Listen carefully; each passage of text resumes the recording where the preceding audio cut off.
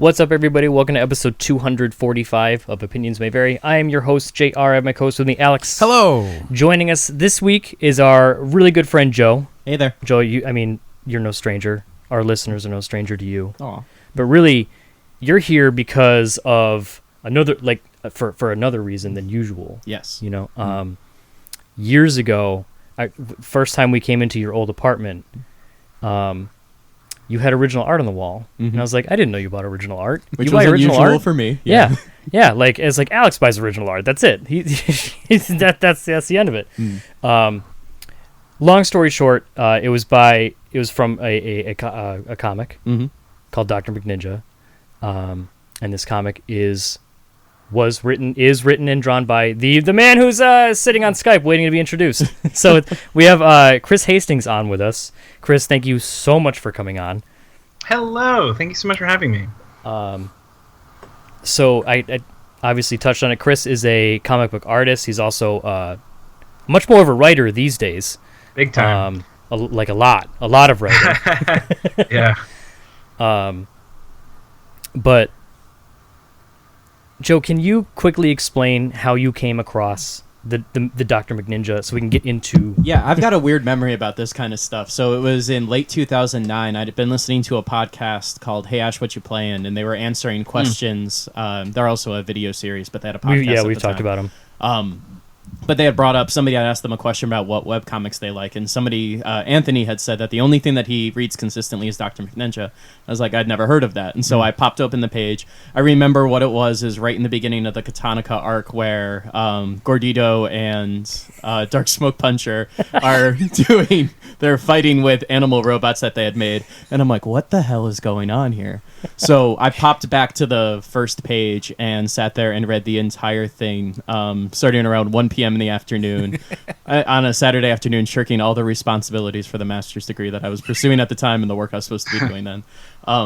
So yeah, and then I just threw myself into it. And then I can only imagine, like, you're like, whoa, this art got a lot worse all of a sudden. Yeah, that was because it was about a 4 or 5 year jump back, and I'm like, okay, so this is different. But I remember laughing so early on. The first thing that made me laugh to the point of tears was it's a piece of original art I know where Dan McNinja smashes a beer stein into a youth's face with the logic that the beer inside of it would help cauterize the wounds. Would disinfect the wounds. And I'm like, oh, this is a comic I'm going to be into forever. So that's how I got into Dr. McNinja, and I think that's kind of a nice introduction to the kind of world that Dr. McNinja lives in. So. Well, thank you. It's funny about that page. It really revealed how little I knew about beer when I wrote it. And not just the idea that it would cauterize a wound. Of course, there has to be some absurdity. But the idea that Molson is a high content beer, yeah. I just remember that because that was something we talked about in college. Like when we would go to the one pub that wouldn't card, and if we had like an extra buck, be like, oh, go for the Molson instead of the Bud Light or whatever. It's good, it's got a higher alcohol content. Really kick up the class. Yeah. And if you happen to get glass shards in your face, wow, yeah. You'll have cauterized wounds. Good news for you there. But yeah, I've been into Dr. McNinja ever since. And about a year later, you came to an event called New England Webcomic Weekend up in East Hampton, Mass., which is pretty close to where we are. And we got to meet some amazing, incredible artists and writers, and yourself included. So, yeah, that's how we found out about you a little bit. Just to kind of kick things off and maybe introduce some of the listeners a bit, can you tell us a little bit how you got into the comic book field? Sure. We're talking about Dr. McNinja, and how I got into Dr. McNinja is simply I just started doing it. Fair. Yeah. Because... it started off as a webcomic, and, my web host doesn't have an editor that will, send me a rejection letter. They're happy for me to host whatever I want on that website. So I went to school to learn how to draw comic books. I have a degree in cartooning from the School of Visual Arts. As I was getting close to graduation, I was kind of realizing that the my artwork was nowhere near the point where it would have to be for me to start trying to get work at a mainstream publisher, like getting a job penciling Spider-Man or whatever. Whereas a lot of my classmates were kind of preparing their portfolios to try to start down the long road of trying to get that kind of work, and I was like, no, that's not happening. And I was getting more into the writing. I was seeing that I was enjoying telling jokes through comics. It's sort of a very specific method of humor delivery that was really exciting to play with as a 19, 20-year-old kind of discovering it for the first time. And so I started changing up my portfolio into basically a Dr. McNinja submission packet to try to get Dr. McNinja published through one of the smaller presses. And so that summer after I graduated, I put together this packet, which was pretty much just like the comic where Dr. McNinja fights McDonald's, and the first 8 pages of the one where the kid turns into the giant lumberjack. He has lumberjack. I hope that disease, yeah. Yeah, I hope that dropping these references does not confuse your audience, but entices them. Piques their curiosity, yeah. Yeah, so I submitted those comics, and then the summer after I graduated, and then waited a very long time for them to either not respond or send a nice rejection letter. And so while I was waiting for those rejection letters to eventually show up, I decided I'm just going to put this online. I was reading a few webcomics, and I was like, well, I like these comics. Why don't I just do that? So I started off as a webcomic, and I have been updating it for the 11 years since. In the meantime, one of the publishers did eventually pick up the comic. Dark Horse puts out our trades, so that worked out. Oh, that's awesome. And it looks like it was self-published for a little while, or not. I don't know if it's self-published is the term, but is it Topatico? Self-published is the word. Oh, good. Yeah, hey, nailed it. Well, yeah. The very first book I funded through pre-orders and talked to the printer myself and kind of stumbled my way through that process. And it was like, I think the first print run was like only 2,000 copies. And only. And then that sold out pretty quickly. And then Topatico took it on after that. Oh, that's awesome. Yeah. And then they did the first reprinting of that first book, and then the next two. And then once I got in with Dark Horse, we let the first 3 books go out of print so that Dark Horse could collect them all into the current omnibus. Right, and I think that's Alex and JR both have the omnibus as well. So I did. Cool. I think an ex-girlfriend has it now. It was so good where I handed it off to someone else and go, you have to read this. If you're kind of getting into comics, like you could read the superhero stuff, you could read the more drama stuff, or you could read something fun and humorous that you're still going to be invested in. And then she moved. So I'm not sure where it is, to be honest. The worst. Okay, I always had a question about Dark Horse. Because around that time that they were going to be losing their Star Wars license, I noticed they were picking up a lot of more like independent stuff or creator-owned kind of material. And I wasn't sure if you had submitted to them or if they came to you at some point. They came to me, and I have no idea what their strategy is. I don't really communicate with them very much. I just kind of email my editor when I have enough pages for a new book, and then they go off and see if they want to print a new one, and then they have a meeting. It's like, oh, okay, well, we've sold the other ones, so yeah, let's do another one, and that's the whole process. It's very casual. I was very surprised to find out that apparently they struck some sort of deal with Random House for the omnibus. That like Random House has a special program where Dr. McNinja like is part of this small bunch of books that like they put in places like Urban Outfitters. I was like, wow, really? I was like, I was going to be so excited with whatever you said. Like, at a J.C. Penney or a Marshall's, but Urban Outfitters, that's awesome. Isn't that nuts? I didn't know. And until I got a statement. I was like, oh, we sold a pretty good number of books. I know that's tough. It's a thick book. Comic shops aren't going to want to put that many in their store because it takes up valuable space. And then it turns out it's just been on the front table in certain Urban Outfitters. Like, oh, okay, cool, great. Well, good work. That's why you get a publisher. Because the only other direction I saw was when Jim Calafiore and Gail Simone did a Kickstarter for Leaving Megalopolis. And then once the Kickstarter was done, Dark Horse was like, "Oh, print up more issues if you want more," or they were going to collect them. And I was like, "How'd that happen?" That's out of a Kickstarter. Dark Horse was like, "No, we'll print this." So it sounds really interesting that they're willing to seek out, other names compared, if they have. Yeah, I mean, like I said, I wish I knew anything about their strategy. I mean, when Dr. Ninja was picked up. It was my editor. My editor was Jay Edidin. I don't know if you know of the Jay and Miles Explain the X-Men podcast. Oh yeah. Yeah, Jay was my editor for a while, and Jay just liked the webcomic and basically kind of championed it to the higher ups at Dark Horse, and then that's how that worked out. And then yeah, and that's how it got in. That's kind of how I've gotten all of my comic book work outside of publishing a webcomic. Is it turns out that some editor at a publisher likes webcomics too, and gets in touch. No, that's awesome. Since I have been following, I noticed that you got picked up through Marvel with Deadpool, and you've done a Longshot series and Gwenpool, so clearly you've spread out a little bit past the webcomic world too. Yeah. Marvel is my main source of employment at the moment. That's not a bad place to work, from what I hear. It's wonderful. They're so great. They really I love working for Marvel. For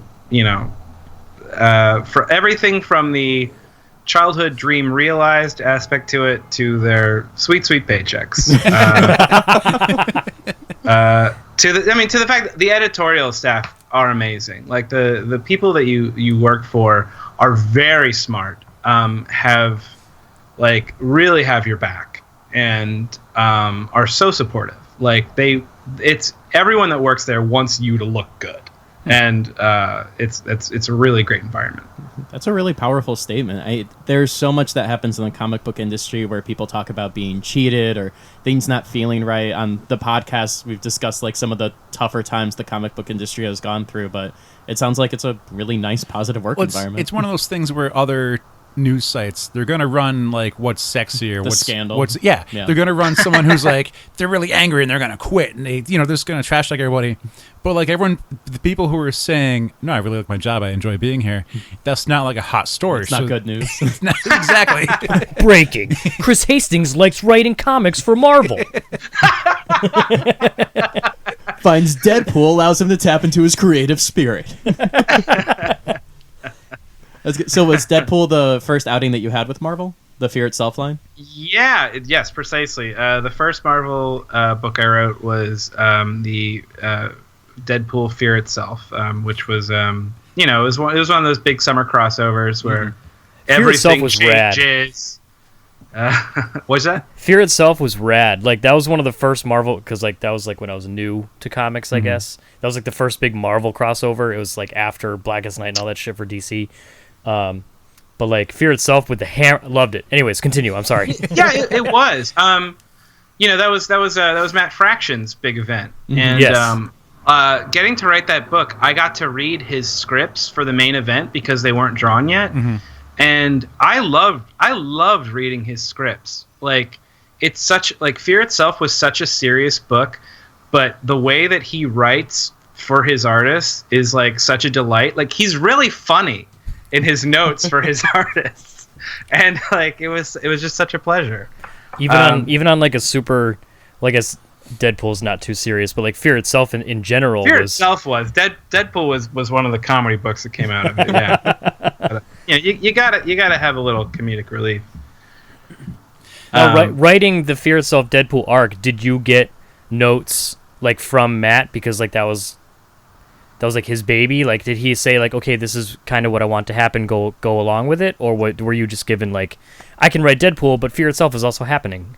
I have not communicated with Matt Fraction as of yet, including that time period. So yeah, basically what happened was they had a big event, and that means they need to do some tie-ins. And one of the mysterious higher-ups, I don't know. Sometimes you refer to Marvel as just the entity, and you don't know who the person is in charge of. So Marvel decided that there was going to be a Deadpool tie-in to Fear itself. But Fraction and company, the people actually making Fear itself, were like, no, we don't want Deadpool in this. Deadpool has no place in this. And so the order to me was, make it thematic, get Deadpool out of town. Cracks knuckles. But everyone's involved. Get the walrus in. Yeah, and so I have a brief appearance by Juggernaut, who got one of the evil hammers, and like that had to go through levels of clearance to see if it was okay. Just have him charging through a wall in a random person's house, and I was like, he's going somewhere else in the event. It should be fine, and it was. But then after that, it was like, yeah, get Deadpool out of town, have him do his own thing, which is why it's about, Super Mario Brothers as werewolf hunters with a silver hammer, and the walrus always had all these Beatles references and Alice in Wonderland references, so I crammed those in too, and it was very classic, like baby's first Marvel book, like when you get to, like, you're handed the toys, you're handed the cool toys, and you want to do whatever, and a good artist, and you just want to do anything you can, and so it's just just cramped with like insanity. I think I've since learned to ration it out a little bit, but I was gonna say, because the next storyline I know that you worked on with Marvel was Longshot, which also has alcoholic Hulk Tony Stark. So yeah, had not learned the lesson by that point. It was like, I get another miniseries, time to cram everything I ever wanted to into this 4-issue arc. But it's like, if that was a 12 or 24 issue, I'm like, okay, I could see that. But with 4 issues, it's so good to eat up. Longshot. I learned a lot working on Longshot. So for folks who don't know, I wrote a miniseries about Longshot saving the Marvel universe, and it's just like it's his luck powers mixed up with the reality altering powers of a cosmic cube. Oh, okay. And from there, it's just like it's a lot of it's confusing to a lot of people, and I'll cop to that. Because I tried to cram in way too much. Like I was like, it's a story that really needed to breathe. If I could have had 2 more issues, I think it would have been a much smoother ride. Which is say like, if I only had 40 more pages, like that's a lot of pages. Just a 30% increase, and I could really and then it would have been nice. But I mean, there's still a lot of fun in Longshot. I'm still fan of that book. So is Longshot? I'm sorry. Go ahead. No. Go ahead. I'm done. Is Longshot one that you pitched to them, or did they assign it to you? It was assigned to me. I don't think I've pitched. I think everything I've gotten has been assigned to me. So, anyone who like investigates writing for comics and they try and read up on everything and they try to prepare, and one of the things that happens is they go, if Marvel happens to recognize you, and they happen to like glance your way and give you like the moment of recognition, and they go, all right, give me a synopsis for a Longshot miniseries, and they go, I'll come back next year, because like people don't want to write Longshot, they don't want to get stuck with him, because occasionally he's thought of as a boring character. Did you have any qualms, or did you just jump in and be like, yes, give me? Oh, I was happy to jump in. I mean, I'll take whatever and see if I can make it work. You can find fun in anything if you're the person who's allowed to ultimately be the one making it up. Not an issue. Like, also, like, you know, the editor, Jordan White, who has edited most of my stuff at Marvel. Jordan came at me specifically because he knew a hook on the character that I would be into, which was basically setting things up in very subtle ways that would lead to absolute insanity that would eventually kind of all tie into each other and make logical sense. And like, that was what attracted me to it. You know, it's like stuff from the very beginning of the issue that you might not have noticed is like crucial by the last issue. Mm-hmm. And like, that ties into the luck power, because like, you know, anytime his luck power fires off, I wanted to make sure that it kind of like followed a chain of logic, you know, that it was like, that everything was set up a little bit properly. Yeah. And like, I'm into that kind of thing. So I was happy to go that way.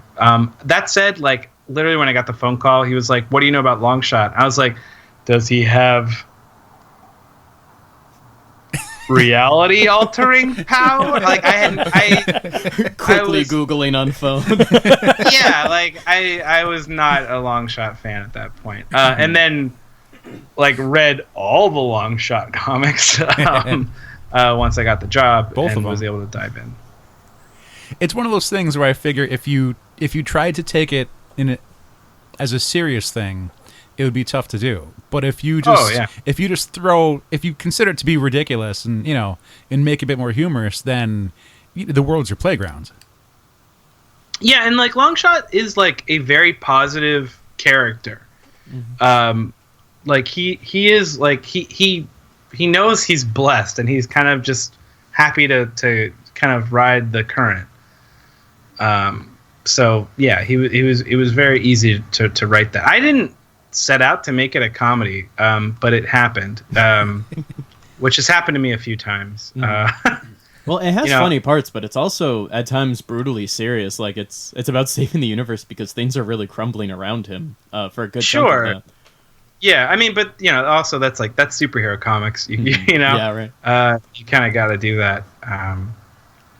Well, I mean, to circle it to McNinja, you had brought up something about how you insert small things in the beginning that have a big payoff later, and that was the entire going into the future storyline, which was the McNinja callback storyline after like 20, 30 stories that had already happened, and it pulls out just these amazing and sometimes really heartbreaking moments too. Like, I'll never forgive you for Dan and Mitzi inside of the Pterosaurus. That's oh boy. But hey, it happened in the future, so whatever. Yeah, no, nothing terrible is happening to the main characters in the comic now. No, nothing. I won't say anything because I don't want to spoil for anybody who hasn't read through it yet. But you've been an ass. I say that in the nicest, most like it's very, very satisfying read right now. But this payoff has been brutal. Oh, thank you. That's good to hear, because it's like, you know, you don't want to be cheap, you know. So I do try my best to earn all of that, you know, emotional stuff. And like, I mean, yeah, some characters got killed off pretty willy-nilly. It was like, well, I'm not putting you in this comic ever again. You might as well die. You know, but other stuff I really tried to make it count. So yeah. Yeah, so even when it's serious or even when it's a silly comic like Dr. McNinja should be considered that, there have been some the conversation between Old and Dr. McNinja just before they face the Goon Horde is one that kind of resonates with me. I know it's a weird sentence, but the hosts are giving me a look right now. It's so good. It's his clone, Old McNinja. He's a farmer. Yeah. But the conversation that He's have... a farmer. Just the name. I hate myself for forgetting. What is the gorilla receptionist's name? Judy. She's a professional. But yeah, you can balance that humor and that seriousness, which I think is fantastic. Thanks. I really try to, like, I know I do very, very silly humor, and like I have a lot of, you know, kind of wacky stuff, you know, like, I mean, for God's sakes, we're talking about the Dr. Ninja and his gorilla receptionist and the pathos of it, or pathos, and it's like, I think the only way to keep an audience around for, you know, a second or more longer after your initial joke of, oh, how wacky, is that these characters need to be real. They do need to have they do need to have those serious conversations. They need to address how things may affect them, and then suddenly you care about them. Mm-hmm. And also like these characters being a little bit more well-rounded, and like they have these desires and fears and such. Like, well, that's what drives comedy too. Nothing is funnier than a character that desperately wants something. Mm-hmm. And also nothing is sadder. Huh. Right. And it's kind of just depends on how you decide to attack at that page.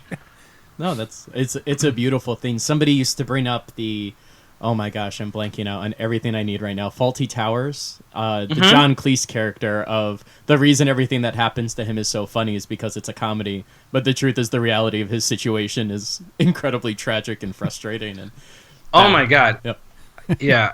I come back around on it all the time. I want to write something as perfect, a situation as like when he thinks that he killed a patron and has to cover it up, but like the patron died independently of the situation, and like just these wonderful like the situation only gets worse with the lies, and then it's such like a perfect farce, and like I want to write something as good as that particular episode. It is amazing the level of comedy for something as silly as this British sitcom type of thing. Yeah.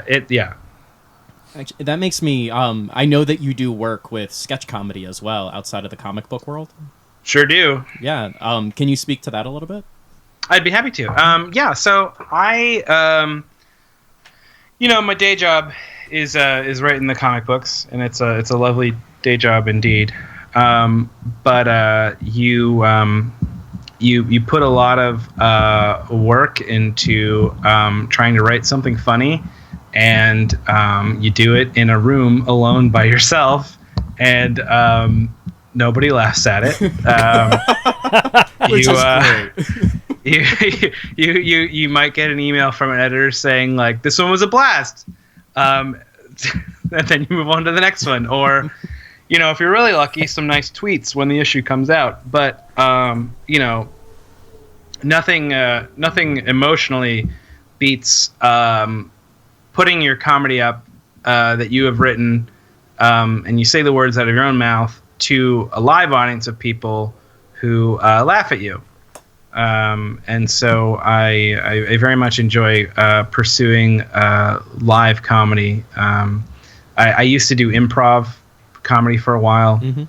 And I got a little too obsessed with it to the detriment of other things. Like I was on like I was on like the theater's house team and like an indie team, and was taking class at 2 different theaters, and like and then I was like, nope, and I just quit it cold turkey. It's like a real obsession, It was. I enjoyed it, but it was at the detriment of like more productive things in my life. Right.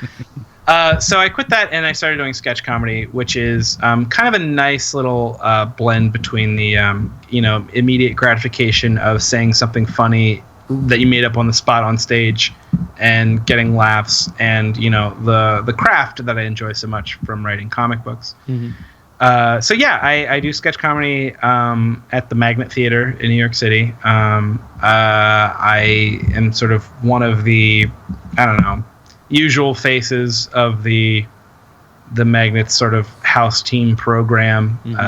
So like, I've been on a few of their house teams that have been cut or made over the course of the years. And so right now I'm on student council. I'm very, very pleased with this team. And I really like trying to write stuff that is very specific to the experience of going to see a live show in like a New York City theater, as opposed to something that you might film. So for example, like one of my best examples is I have this sketch that I wrote where it's I play a guy who is like he's decided that he's going to start like working out and eating better for the first time, and I put on a workout tape, and the way the theater is set up, there's like a back wall against the stage that you project video on, and so a video pops up, and it's this like buff fitness instructor with his 2 assistants behind him, and he's like, all right, we're gonna get you in shape, and he's kind of doing like a Biggest Loser style like shame kind of thing, Right. and Well, that's how you do it. That's what works. yeah, it's exactly right. It's totally healthy and never a problem for anyone. So he goes, and then the character I play gets very quickly distracted and like goes to answer the phone, and then the workout tape is like, "Doug, what are you doing getting distracted? Get up there, you yucky boy." I was like, "Oh, well, that's weird." And then it happens again, and then it's clear that the tape can see you, and at that moment, the pre-recorded video, the guy in it looks directly to where I am on the stage and addresses me directly, and I freak out, and then we have an interaction, and like he does stuff that like affects me, and say like he like electrocutes me through the remote or something like that, and and then basically at one point like I have this monologue where I'm like, no, I'm just gonna be like, I'm gonna like, I don't know, I'm gonna take the stairs, I'm gonna be like, be careful of what I do, but I'm not gonna punish myself. And then he just leaves the video. He walks off, and then he walks on stage for real through the door. Oh, that's awesome. And then, like in the costume from the video, and then drags me screaming through the door, slams the door shut, lights black out, comes back on. A new person is there on stage and starts up the workout tape. And now you see me trapped in the video as one of his assistants screaming. And like, that's just like, that only works live, you know? Right. It's a little bit of a magic trick, like, yeah, you know what the trick is like when we recorded the video, I was off to the side of the camera silently mouthing my lines so that the guy, like, playing the fitness instructor knew how to time it. Mm-hmm. And then I practiced with the video like 50 times to get the timing exactly right and knew where to stand on stage so that we had like eye lines. Mm-hmm. So like I love doing that kind of stuff, like where like it really is like it's an experience you can only have if you're there in person. Mm-hmm. So that's what I like about sketch. That's awesome. Do you find that one feeds the other? Like it seems like the comic book thing is a bigger part of your creative life, at least just from a work perspective. But do you find that they feed into each other and help each other out? They absolutely do. Yeah. They can't help but to, yeah. Like you learn a lot, like doing the live stuff, your sketches are maybe only 3 to 5 minutes long, and so you really have to learn how to get to the point and like get to the funny very quickly. And comics is a condensed medium as well. Mm-hmm. And those two feed each other very much. Also, my comics are pretty clean. I don't have any cursing in McNinja. There's no, like... Hey, you just dropped your first middle finger a couple of weeks ago. That's not censored. Oh, that wasn't a middle finger, was it? Oh, I think, no, I thought Radical was flipping a bird after he killed... No, that somebody was a bad I won't drawing. name. No. He's a like... dinosaur I won't name. I know exactly what you're talking about, and some people... that's not his middle finger. Oh, cool. All right, never mind. Still no middle finger. So, like... My comics are pretty clean. My sketches are absolutely filthy. The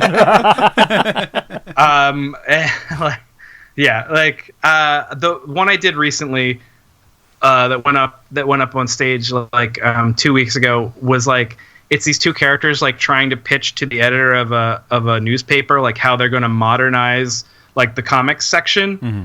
And this was a great example of like I got to use my drawing ability because I drew all these comic strips, and it's just stuff like it's like like what's going on in a modern kitchen these days? Between your K-cups and your wine chillers, what's Garfield to do but get his dick stuck in a toaster? and you see, and I drew Garfield fucking a toaster, and so yeah, very different itch. You just got to get it out, you know.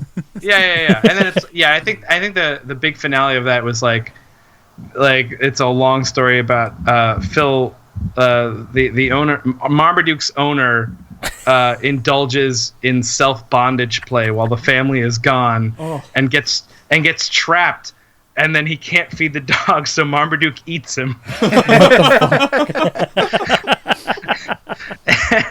And so yeah, like, I don't touch that kind of stuff in the comics. I don't go anywhere near that level of horror. Which says a lot, considering you've written Deadpool, and like Deadpool, it's very easy to just brown bag everything and just go for the easy, you know, Deadpool jokes. For sure, yeah. I think I write a very specific version of Deadpool. That is, that again, it kind of avoids a lot of that stuff. I don't know. Something about seeing it in print, I think, just like, I'm like, ugh, really? It is funny though. I'm writing. I can't say what it is at the moment, but I am writing another Deadpool comic right now. Okay. It's a small thing, but I realize it's the first time I've written Deadpool since the movie came out. And I'm like, oh, I hear Ryan Reynolds now. Oh, yeah. It's like, that's his voice. That's who it is. Are you allowed to say who is on the art, or is that too much? Oh, I don't know who's on the art. Gotcha. Yeah. I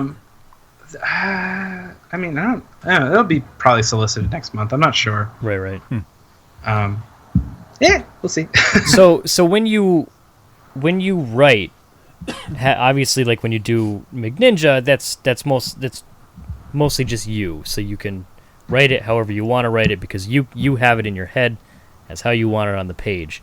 I know a lot. Like, there are some artists out there who don't take to direction very well. They're like, okay, just tell me, like, give me the script and we'll go from there. There are some artists who, like, you know, tell me what you want, I'll put it on the page. Like, is it tough to kind of take your writing and put it to another artist, especially if you don't even know who the artist is? It was at first. You know, poor Bong Dazo. He was he's the guy who drew Deadpool Fear Itself.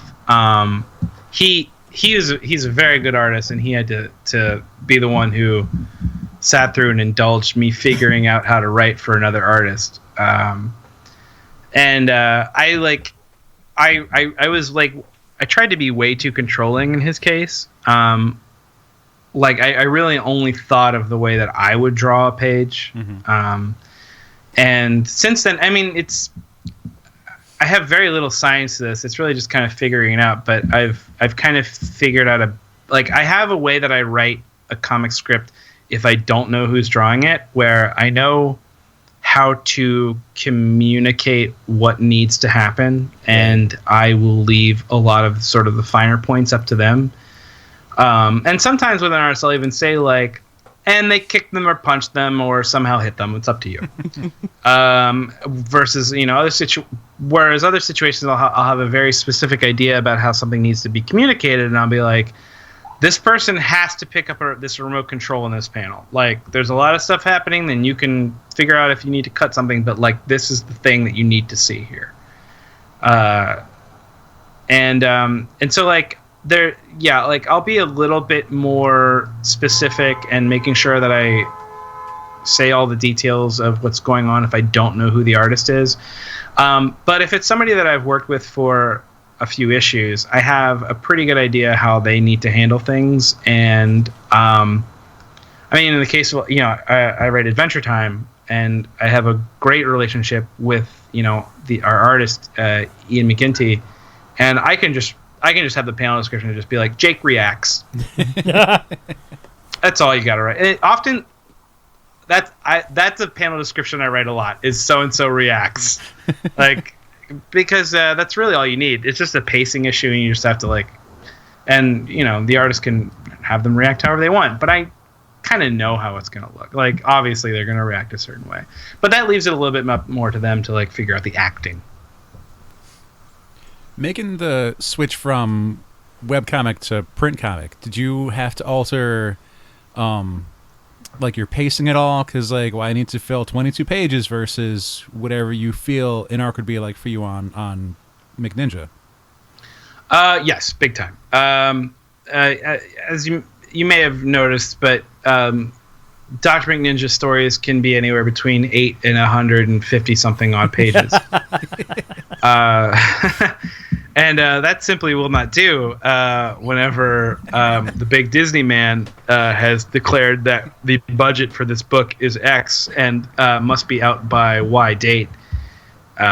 So, yeah, it's something that I find really interesting, and I kind of feel like I'm still in the middle of that education where I know that I have to do certain things at the beginning of a story. You know, you have to like I'm a big believer in the power of the first 3 pages of a traditional floppy comic, kind of hooking your reader. You have so you open up your comic book and you have your inside cover on your left and you have your first page on the right.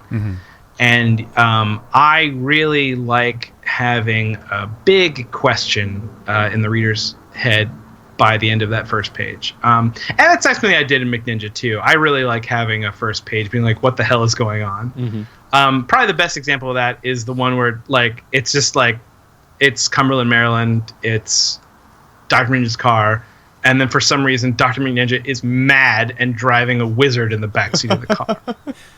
And like yeah, that's your classic example of that. So then you have and then you flip the page. And you can't discount the power of with comics. There's a little bit of interaction from the reader in the time that they feel like reading the words to panel, and maybe they want to take in all the panels and look around and stuff like that. But the page flip is an important thing, pacing wise. So you've got your page flip from page 1 to page 2, and then you've got a double page spread there.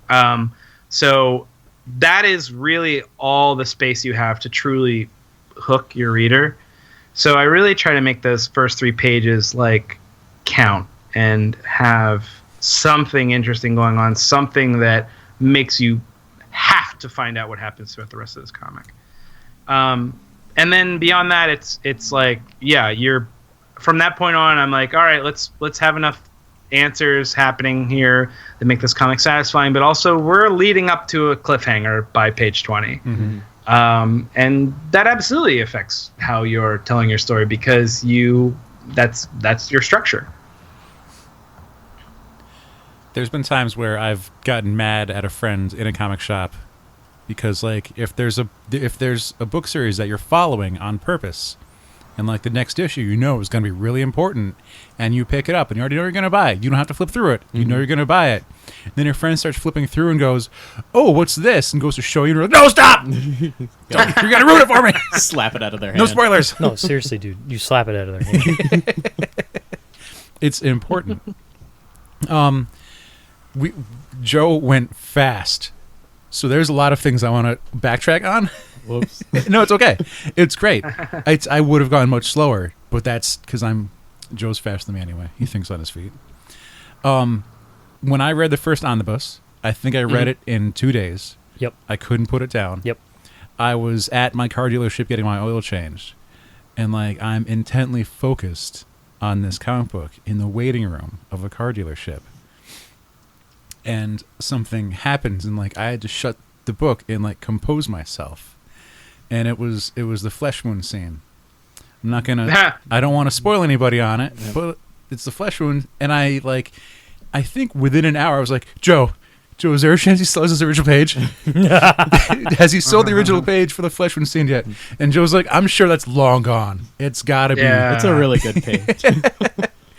But I was like really intent. Like it was, Joe's describing it. It's like, well, there's a gorilla secretary, and as you said, like you're invested in these characters because then a raptor shows up. It's like, do you want to see the raptor and the gorilla fight? Yes, but do you want them to? No, you want them to be friends, and that tension is important.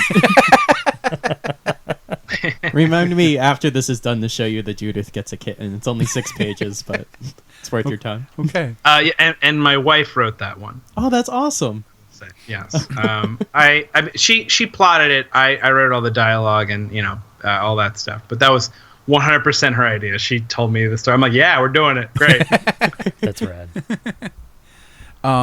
When you had mentioned Juggernaut earlier, you wanted to throw him in the Deadpool book for a second, and you had to get approval. As I recall, I read a lot of Thunderbolts, and Juggernaut got his hammer transformed in the Thunderbolts book, and then left. And then I don't know where he went after that, because I think I was really into the previous huge overcompassing story arc with the crossovers. So I skipped this one, but Jai read this one. And I can imagine, as you were saying, I had to get approval to use a Juggernaut and everything. If Juggernaut was running the wrong way through a wall, there's going to be some geek out there to point that out. And Joe hates. I'm like, please don't. I won't do it. I do a geek voice, and Joe hates it when I do it. But someone will point out, it was when we last saw him in this panel, he was running north, and you have him running south. And why is he going the wrong way now? Yeah, no, that's a problem, and that's why the editorial approvals and stuff like that are so rigid, and still things slip by. MODOK was kind of the main bad guy for the first arc of Gwenpool, and we had MODOK kind of styled a very specific way. He has a mohawk, and then in the middle of this arc, he appears in Civil War II the way he used to look. And I was like, wait, what are you doing? People, other books are very eager to slip in MODOK into the background, with his old bowl cut. Right. And, we're trying to do this thing with him that's, kind of a continuation of his arc on Secret Avengers. And, but it's I originally wanted to, have Bullseye be the main bad guy for the first arc of Gwenpool. Okay. And it took 2 weeks for that to get shut down. I was waiting for them to approve it or not, because I think it was just they didn't know if when they were gonna bring him back in Daredevil. Mm-hmm. And of course, if he makes his first big, Marvel Now appearance post Secret Wars in Gwenpool, it's not really quite as a big deal as when he shows up again in Daredevil. Right. So you have to defer to that. I guess. Yeah, some stuff slips by. But I have to do so much rewriting on the fly depending on what gets approved and what doesn't. Longshot Saves the Marvel Universe, the original pitch was around a Galactus doomsday cult, and then they said no to that because Galactus was busy destroying the Ultimate Universe. Yep. And then it was going to be the Living Tribunal was going to be the bad guy. And we got pretty far along before it turned out that he died in some other comic. They discovered his corpse and rewrite it. And I was like, okay, the In-Betweener. And how many of the cosmic beings are left? Yeah, right. How many big dudes that Doctor Strange looks upon in wonder are there? Is that because a lot of people, we've talked about it on the show in the past, how a writer will get frustrated and even to the point of leaving the book or leaving the company when they aren't able to write something their way, or there's too many I don't know what's going on, or is that just part of the job? It's certainly part of the job when you're working for Marvel, because it's a shared universe, and you're writing in an MMORPG, Right. It's not single player. It's everything everybody does affects each other, and that's part of the appeal of the Marvel universe, is that all of these books are, if everybody's firing off correctly, all these books are kind of happening at the same time. Everybody lives together in the Marvel Universe version of New York City. If something happens in one book, it's supposed to affect the others. It's not always perfect, but as a reader, I find that very appealing. So I understand that I don't always get to do exactly what I want in my book, because somebody else has other prioritized plans in theirs. It is, it's frustrating sometimes, but I don't know. I find that, restrictions in your art makes you, all the more creative, because you have to solve problems, and like it leads to something more interesting than you may have thought of off your, first idea. Mm-hmm. That said, that's where I am now and happy with it. I could get an email that pisses me off tomorrow and I could change everything. Well, hey, can you not air that thing we recorded? Can you edit in this swearing montage in post? 'Cause I'm pissed. So you mentioned you said that you're a reader of comics, and you mentioned you made a video game reference. What are you currently intaking for media? That, I mean, as a comedian, as a writer, as all those things. What are you doing to sort of recharge your battery? What are you taking? Recharge my battery. I loved The Crown on Netflix. I've been hearing good things. Whole thing. I loved The Crown very much. Very much indeed. My brother's a big fan. Yeah, no. My wife Carly and I, we we had a thing that was like, we'd sit down to watch The Crown, and then I'd be like, oh, can I make you a cocktail, or can I why don't I pour us some wine before we sit down and do it? And Carly would be like, give me a dram of that stinky jam. The stinky jam is the rum. And,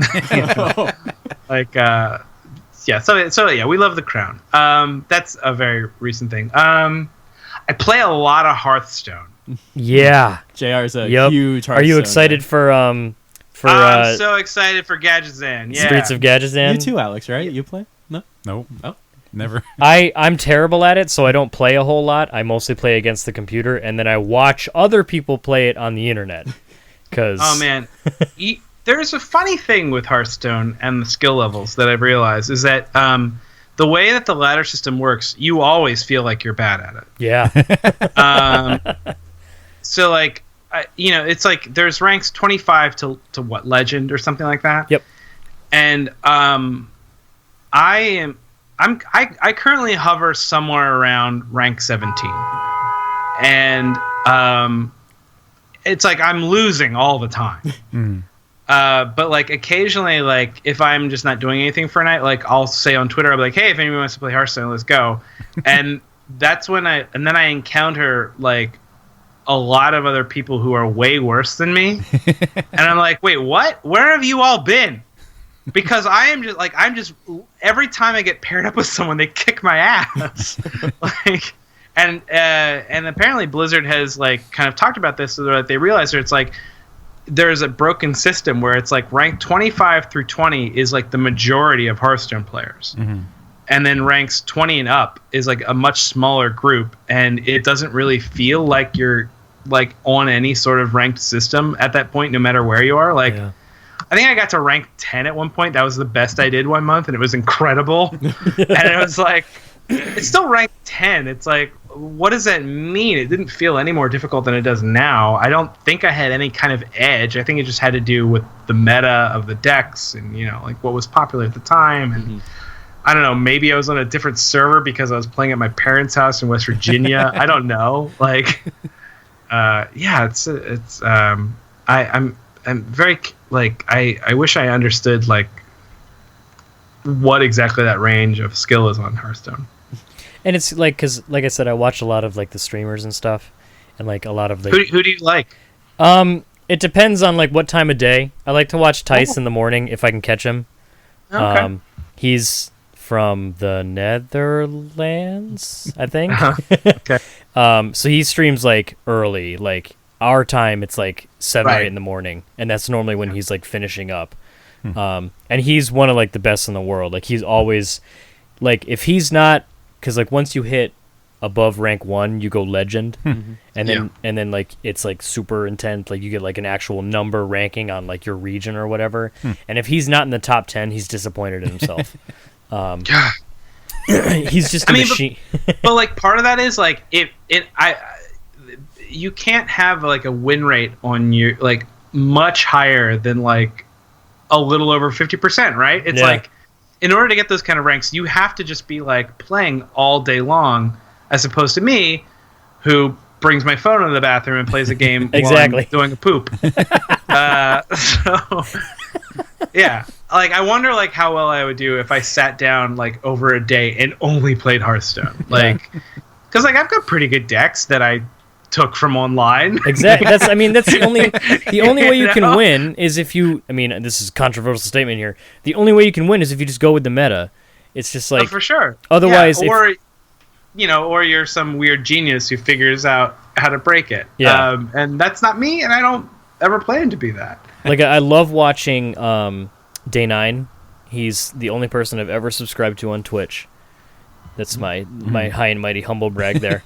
But like he plays Hearthstone, but like he obviously plays to win, but like he rarely breaks like rank 10, 15 or anything like that, because he loves to he hunts the internet for like quirky decks that kind of focus around like one card, and like everything else kind of blooms from that, and like he really just kind of hunts for like that one combo, and like when he gets it, it's like it's a video game orgasm, for lack of a better term.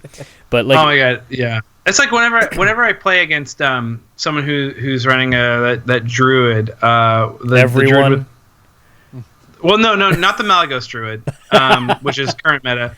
The druid that has that card that like discards their hand and gets Astral Communion or whatever it is. Like that one. It's like they do that turn 1. I'm like, well, you've lost 5 games in a row, and now I'm the one you're gonna win. Yep, exactly. They're just waiting for that one hand where they get like the double nourish and the coin, and it's like, oh, okay, yeah, exactly. On turn 1, I have 10 mana, and then next turn I get Ragnaros or something like that. It's just ridiculous. Yeah. And I'm like, well, let's see how I do.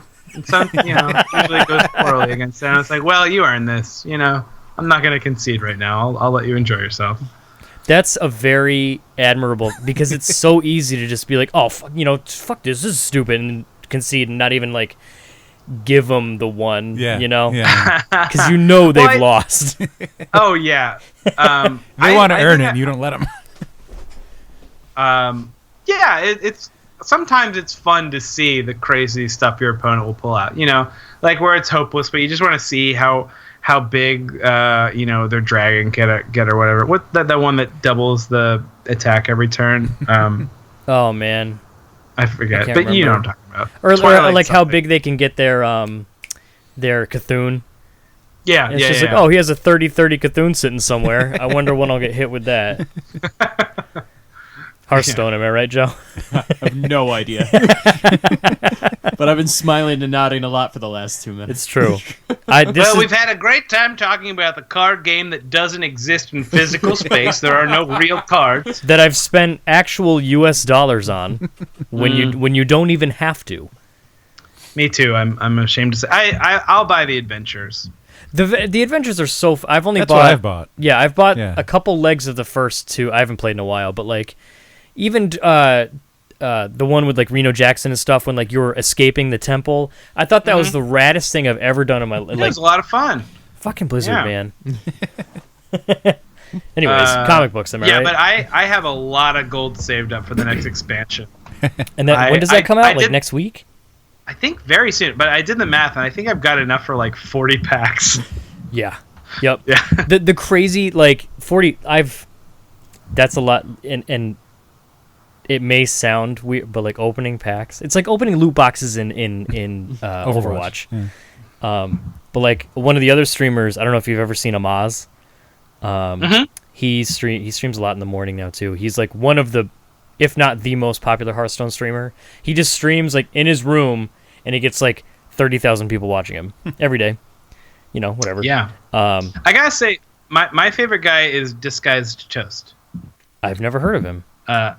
Oh my god, he's so funny. Well, he's disguised, so you're not going to recognize him. So, forgive me, I'm forgetting the names of a lot of cards, but like there's a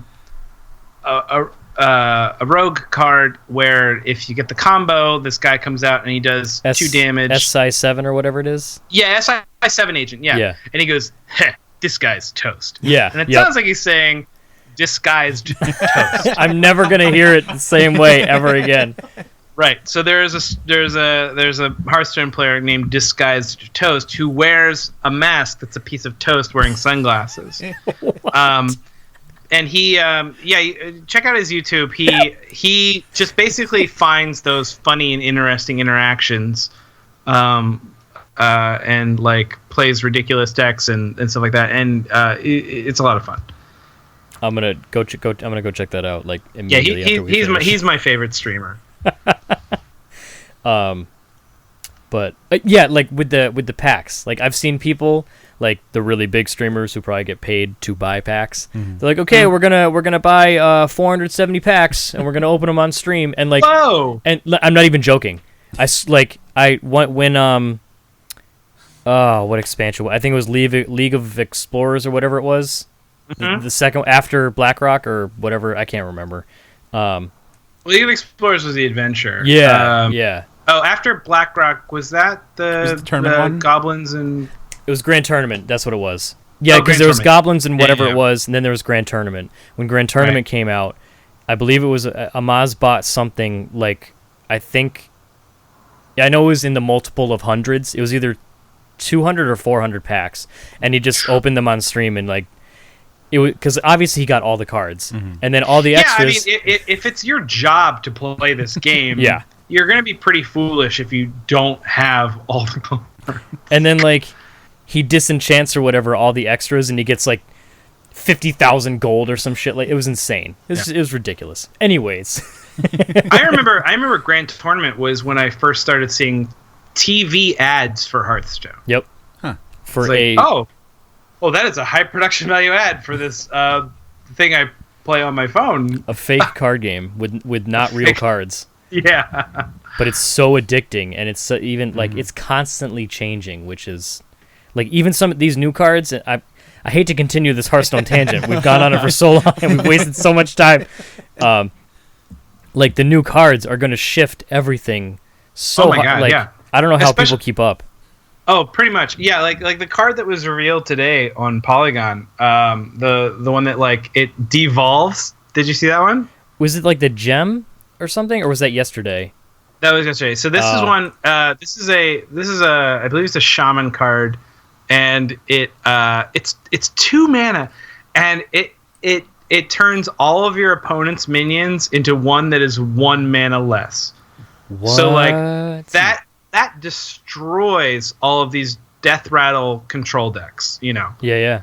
Because yeah, I don't know how to play around that. And obviously the intention is like that messes with these these Jade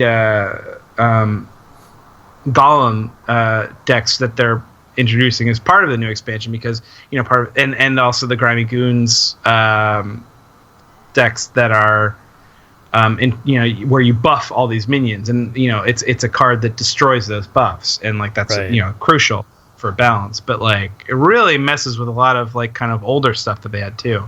I'm very interested to see how it plays out. That sounds insane.